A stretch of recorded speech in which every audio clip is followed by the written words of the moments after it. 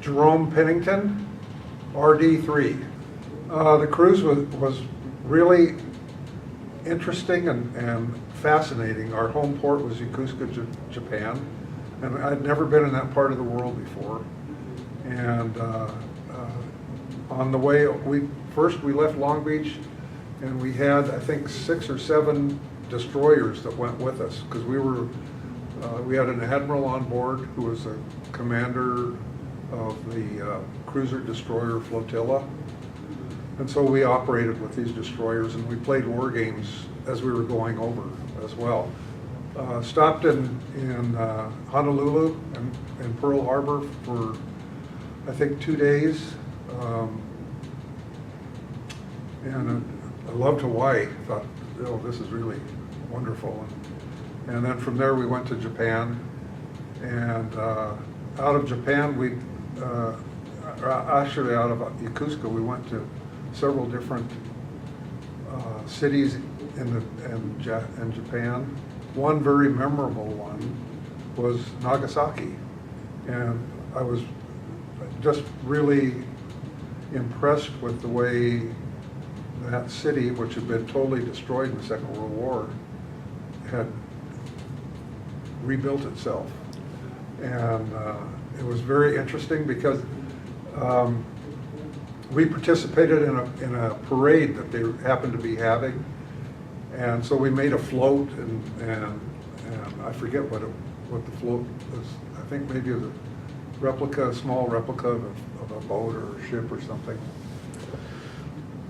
And another thing, while we were there, we would be walking down the street on Liberty, and high school kids would come up to us, and their second language was English, and they would come up and converse with us, and they all wanted our autograph. And I'm sure if they would have had cell phones and cameras at that time, they probably would have wanted our picture, but they didn't. So, and we went to the Philippine Islands. We did a lot of operations out of the Philippines. Also went to Okinawa. Places that I'd heard of and never even dreamed that I would be there. Went through the Straits of Formosa several times. Went to Singapore. We went into Hong Kong Harbor several times. I think it was at least 4, maybe more than that. That was kind of an R&R port. And as we went into Hong Kong Harbor, we ran through hundreds of sampans. And we had to write down almost every one of them, and we would designate them by alphabetical letter. And sometimes we would go through the alphabet 2 or 3 times. The first one would be A, and then the second one would be 2 A's. The third time it'd be 3 A's. And when I first went on this, and before I got promoted, I had to learn how to write backwards on a status board with a yellow grease pencil, because we had to keep track in CIC of all of these contacts. Well, basically did the same thing up on the bridge, only we just wrote across on a small status board. So that was, and then after I was promoted, I didn't have to do that anymore. I was kind of a first step supervisor. I accepted the responsibility, and I was kind of proud of myself for passing the test, and gave me more just a feeling of accomplishment. We were scheduled to go to Australia, and we got called back to participate in another war game thing.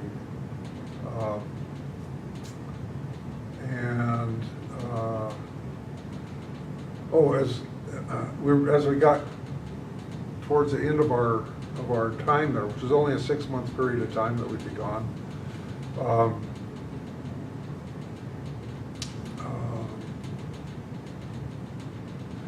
we had been down in the South China Sea, and then we went up to Japan, back to our home port again, and getting ready to go back home. And one night, I don't remember I think it was early, maybe early morning, 2:30, 3 o'clock in the morning. They woke us up and said, we're getting underway. A war has started down in Vietnam. And so they got that ship going, and our ship and 2 destroyers made our way from Japan down to the Tonkin Gulf, and we were in the Tonkin Gulf for, I believe, 36 days, steaming up and down, and because we had an admiral on there, so it was a big deal. Because we didn't know much about it to begin with. I mean, we were just, it was just that there was a war. They thought there was a war starting, and there was not a whole lot of detail about it. As time went on, we learned more about it, and people, I remember guys getting newspapers from home that told the story about it. And it was a little bit scary because at that point we didn't know if and when we were going to go home. And we were kind of all ready to go home because it was at the end of our time in WestPac. And we didn't learn there wasn't a whole lot of detail about what happened.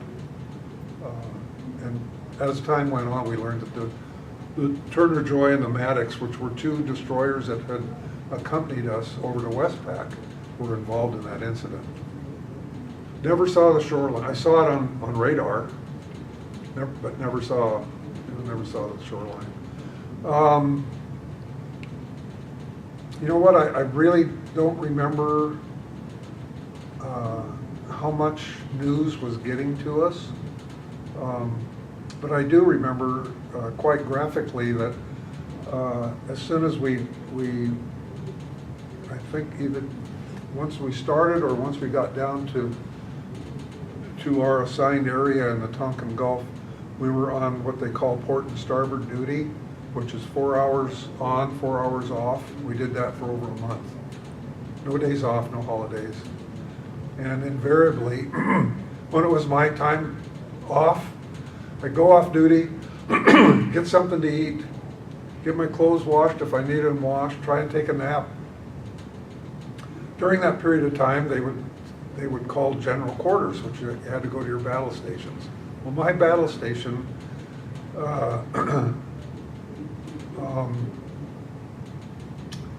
was, for quite a while, was up on the bridge, and CIC was down about 5 decks down in the ship, and I would have to make my way, if I was in CIC or even in our berthing compartment, make my way up to the bridge. And I could, as I was running through the passageways, I could hear the watertight hatches being closed behind me, because they had to do that for general quarters. And as I got up, so I was a talker to CIC on the bridge. In other words, I was able to talk to the captain, to the XO, to anybody that was up there, and I relayed information from CIC to the bridge about surface contacts and air contacts on radar, and would relay some limited information back to CIC from whoever the officer of the deck was or the captain. And after, we didn't see any action there at all, but we were more of a coordinator because we were one of the first large ships on scene. And after our time in the Gulf, they sent us back over to Subic Bay in the Philippines, and I think we sat there for about 2 weeks while the Navy was either deciding what they were going to do with us, or maybe we were waiting for our replacement, which was another cruiser that they had scheduled, but we didn't know if it was going to show up. Finally, the other cruiser showed up in the area, and we were able to leave Subic Bay, but we had to go to Guam because the Navy had kindly taken all of the articles that guys had purchased in Japan. They had a warehouse full of stuff, motorcycles and you name it, they had it. And they moved it all to Guam, so our ship went to Guam, and they loaded all that stuff on our ship. And so that sailors could have the things that they purchased when they got home.